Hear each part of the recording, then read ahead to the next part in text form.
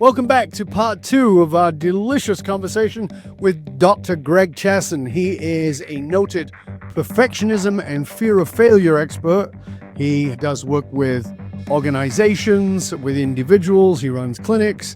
He directs the behavioral interventions for obsessive compulsive related disorder program. He's at the University of Chicago. And in part 1 of the show, we were talking about, of course, his book, Flawed. As a leader, you might want to grab hold of that because we're talking about perfectionism and really understanding how it shows up in leadership, how it shows up in management, and how it's actually, even though you might think it raises the standards, how it can be detrimental to that and how it can actually destroy the culture of your organization. So there's a lot to consider in there. Part 1 is really packed with understanding of what's driving perfectionism.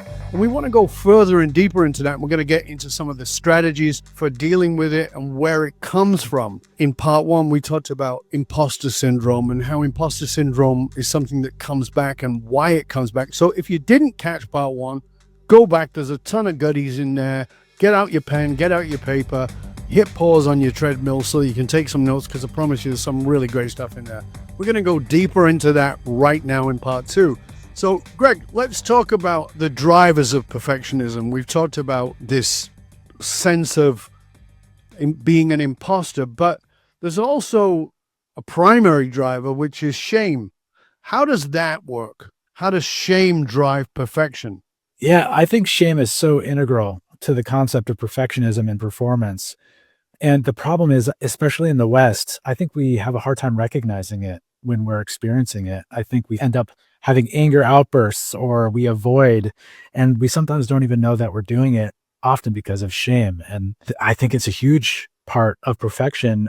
If we don't do something right, or we feel like we're going to fail, or we feel like we're an imposter, perhaps we're letting someone down or a mission down, the shame can be absolutely palpable. So do you see that as an internal mechanism, shame, or is that something we've taken on externally and made internal? Yes, I think I think both. I think there's absolutely forces that are all around us that shape the way we have our expectations of ourselves. And I kind of think of this as the should universe. As Clayton Barbeau once said, stop shitting yourself. Or as Albert Ellis once said, stop masturbating. These are classic terms, and the reason they exist is because the world thrusts shoulds on us. And those shoulds are, in my mind, a reflection of those expectations and that shame that's being put on people. And then, of course, I think we derive it from within ourselves as well. We hold these beliefs about universal expectations of how the world should operate, our own should statements. And I think those are a problem as well. So that's interesting. You said universal, but are they universal or do we make them universal? I think they're perceived as universal, but they're not. Right. I should go to the gym every day, right? That's your belief, not mine. I can tell you that's not my belief. It's very interesting because I will hear people say, well, everybody knows. And I'm like, no, they don't. Well, she shouldn't have spoken to me that way. Why not? There's a set of standards inside of your coconut that don't exist in the universe. They just exist in your universe, and that's a very different place. Give us a personal story around shame so that we can understand how it plays out. Yeah. I could give you a personal experience around shame and even have a little bit of shame describing on the show. And I think that that is an example in and of itself of how shame operates, is that I'm reluctant. I am from Southern California, and we do not have snow. Or any snow that we do have is a little bit of dust on the lawn. When I moved to Boston and then to Baltimore and then to Chicago, I had to encounter snow, which was a foreign concept to me. Now, after 15 years of doing this, you would think that I had some skills and some knowledge, but unfortunately, that's not the case. When I was snowblowing a couple of years ago, I had the boneheaded move of trying to clear out the chute that was jammed, and I had my noise canceling headphones on and didn't realize that the engine was still going on this gas powered snowblower. And I'm pretty sure a lot of you guys can know where this is going, but I lost a finger as a result of this. The first thing that happened as I took my hand out was the shock. And then funny enough, my next thought was, does this count for accidental death and dismemberment? And will I get and will I get an insurance payout? The answer is no for those that are listening. So don't put your fingers in the blower Yeah, if you're looking to get any payout. It's over. exactly. Don't do that. But the next sort of experience, interestingly, after the shock wore down, was this overwhelming sense of shame. Like, how big of an idiot could I possibly be? I am that guy that chopped off his finger in a snowblower, and I've lived up to every California stereotype of living in the snow.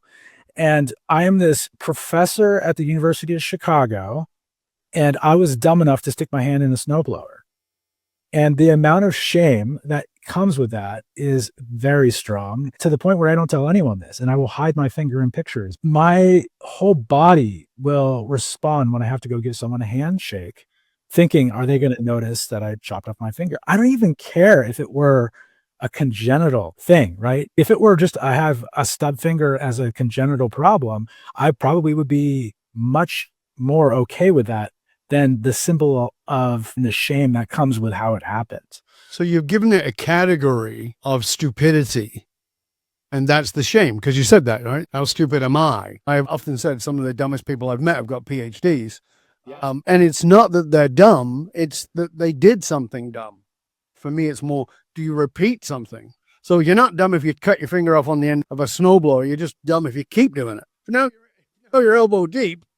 Hey, 9 more times and we'll see. Then you'll classify as dumb. We talked about perfectionism and overlay.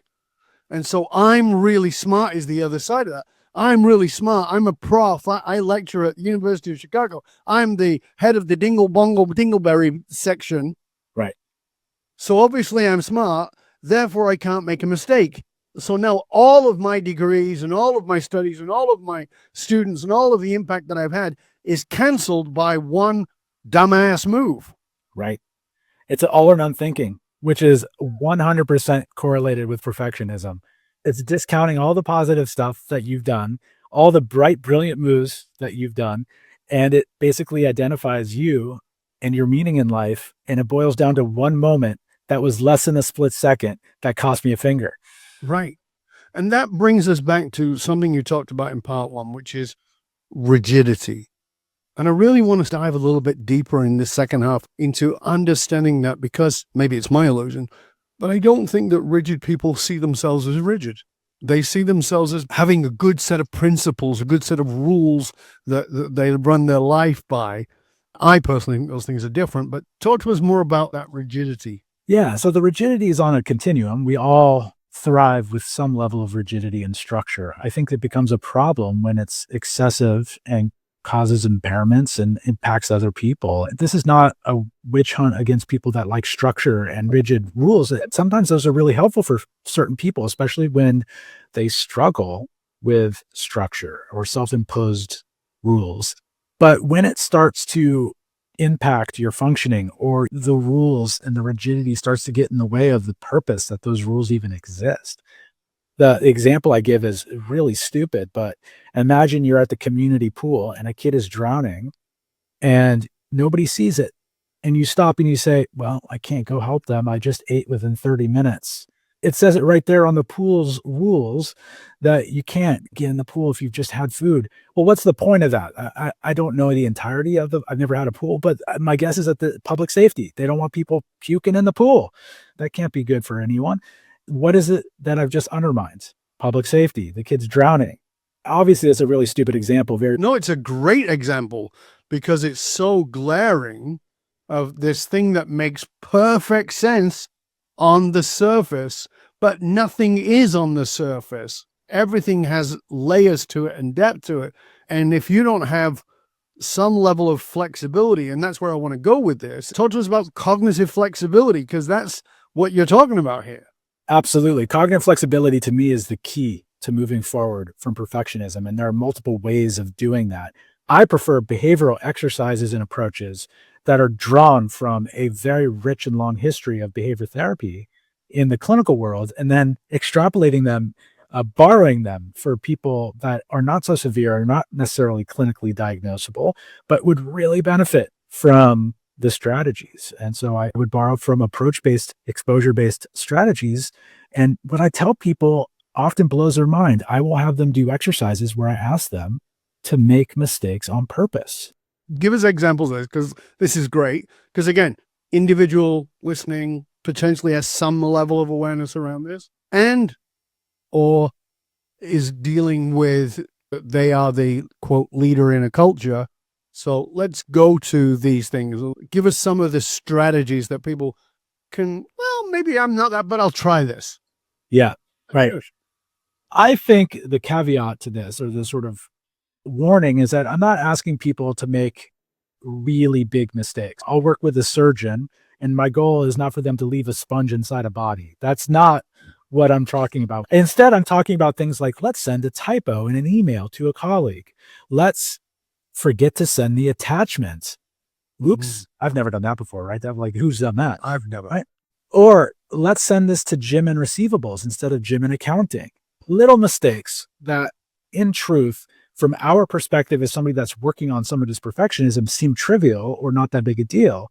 But to the perfectionists, this is a very difficult thing for them. Creating an anxiety attack for some of them.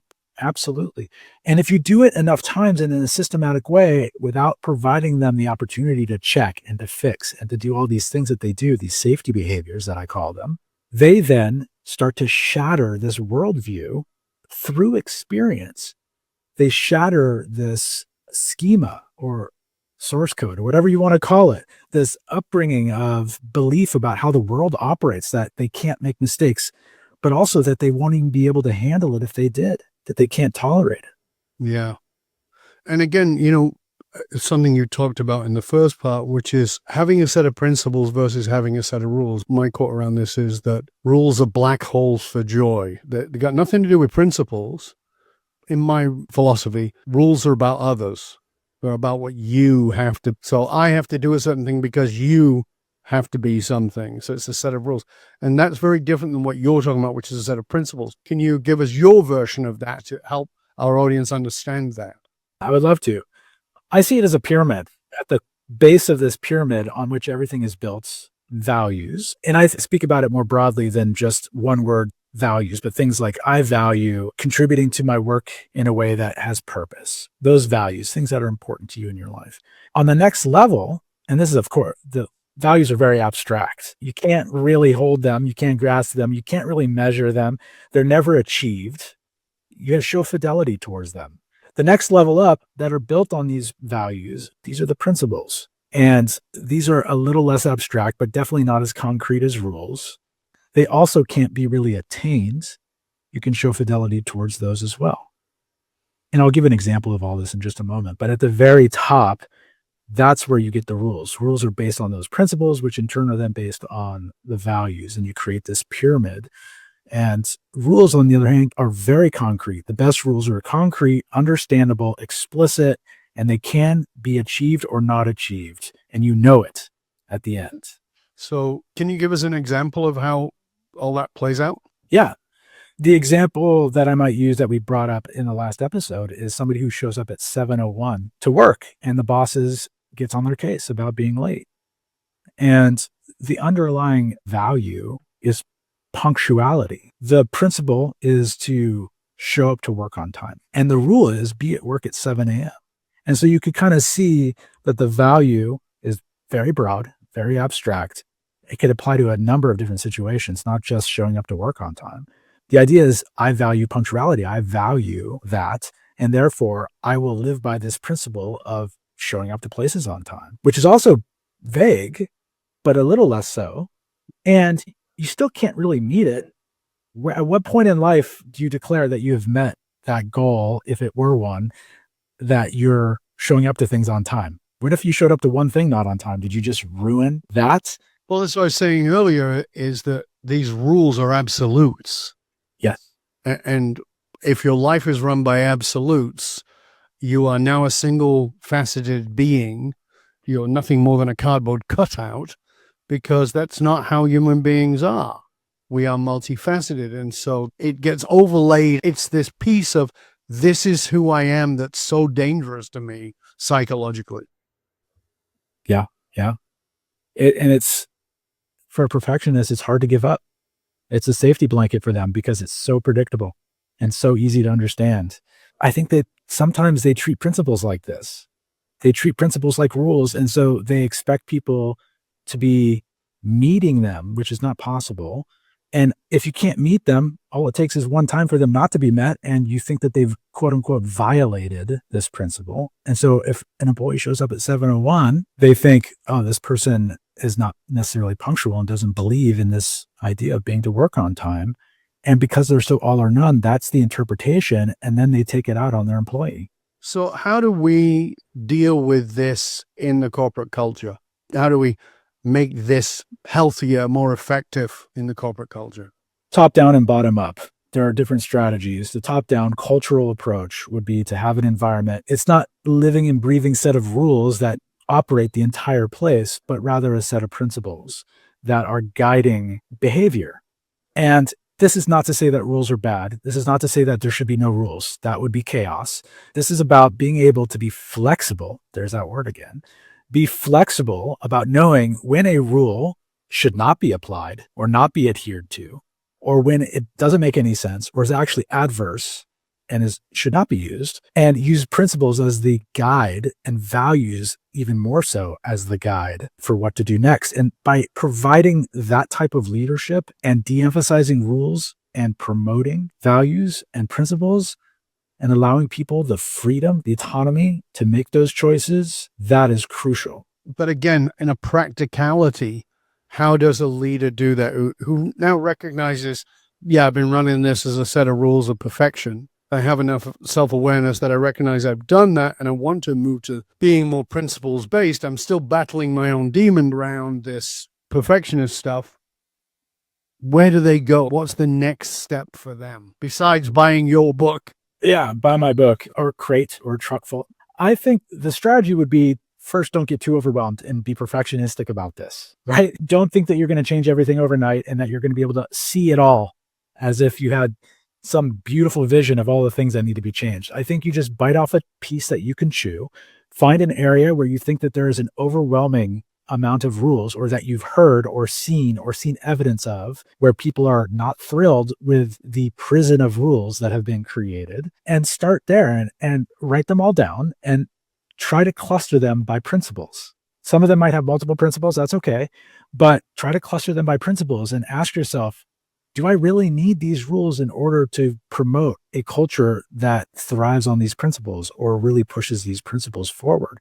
And start paring them away, start stripping them away. If you don't need the rules, do an experiment, start small, get rid of a rule and see what happens. You might be surprised by the people that are in your organization. They might rise to the occasion and really appreciate having a little bit more freedom and not feeling so controlled and actually do better. Yeah.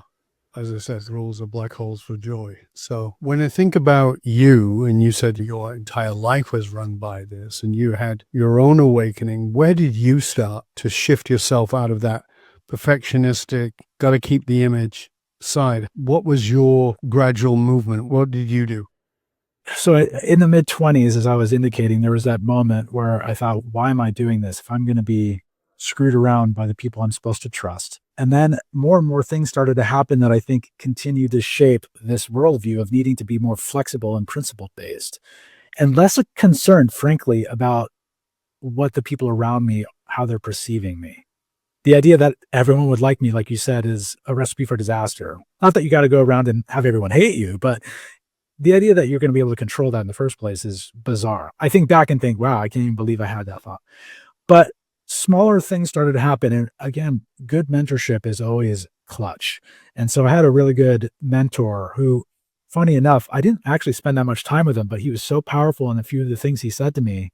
And he's since passed, but he was a giant in the field of obsessive compulsive disorder. And he did and said a couple of things that really inspired some change. The first thing he did once, I sent him a scientific abstract for a conference as a trainee. And as somebody who's a polymath who reads scientific articles, you know that these abstracts are so jargon filled and impossible for anyone to read. They are essentially a dog show for showing how quote unquote intelligent and clever you are. As It's really, look how smart I am. Look at me.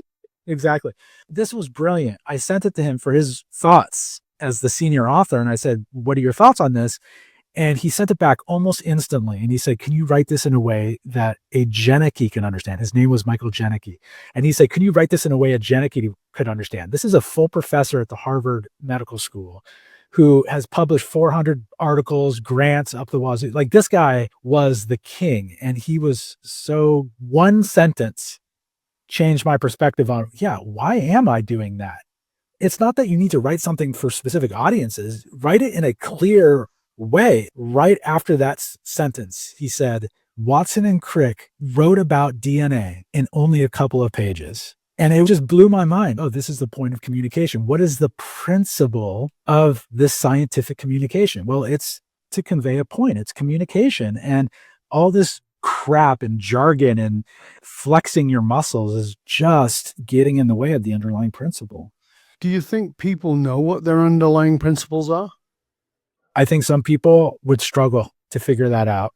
I think others have a sense. And I think if someone just took the time and focused on it and thought about what's the point, function of some of these rules, I think they could figure it out. But if they need some help, I think that's available as well.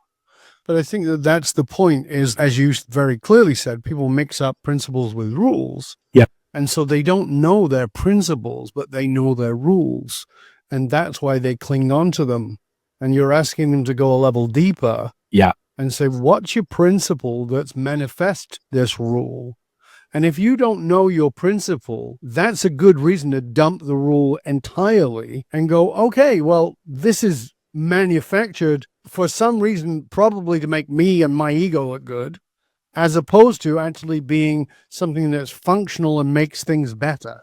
Right. I mean, how many rules get stuck through grandfathering that had a purpose at some point in some context long ago and actually makes no sense anymore?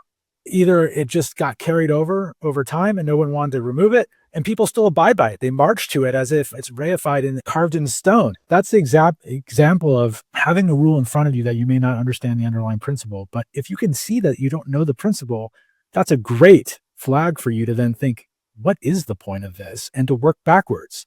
And if you can't Columbo that and figure it out, I think it's time for you to ask, is it time to do an experiment where we cut this out?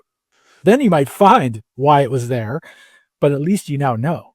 Exactly. I love the example that if your principle is to learn, if that's the principle, I want to continue to learn, and you're stuck in time, as opposed to putting yourself in a constant evolution, then you have to have 10,000 books. Now, I've got a lot of books, so don't pretend I don't. But if your principle is to learn, then you can also listen to podcasts. You can also watch videos. You can also read ebooks. You can also not read a book and just listen to audiobooks. All those things that seem against the rules of you've got to go to university, you've got to study the books and get your PhD, suddenly become like, hold on a second, if the principle is learning, not looking smart because I've got 10,000 books over there, that's my braggability, is the size of my library, then it's a very different thing. And I think that's a really good way of helping us to grasp this understanding of what's the principle that is underlying versus the rule that actually kind of devalues the principle. Yeah. Actually, the school system is the perfect example of all of this. Sometimes the approaches used in the school system are absolutely undermining learning, which I think is the worst paradox of them all. The idea that some of these rote learning principles or the idea of learning for learning's sake is lost on a lot of the teachers. There are just amazing teachers out there, but there are also just people marching through and doing this concrete, overly rigid approach, maybe even old school that doesn't take into account some of the newer understanding of learning. And so I think not only are you right, but I actually think some of the current systems in place undermine. Another example of where the rules undermine the principle. Yeah. Educat, from the Latin, to draw out, not to stuff in. And the most modern education is trying to stuff shit in so that you'll remember it. And then that certainly feeds into perfection because you didn't get 100% on the exam.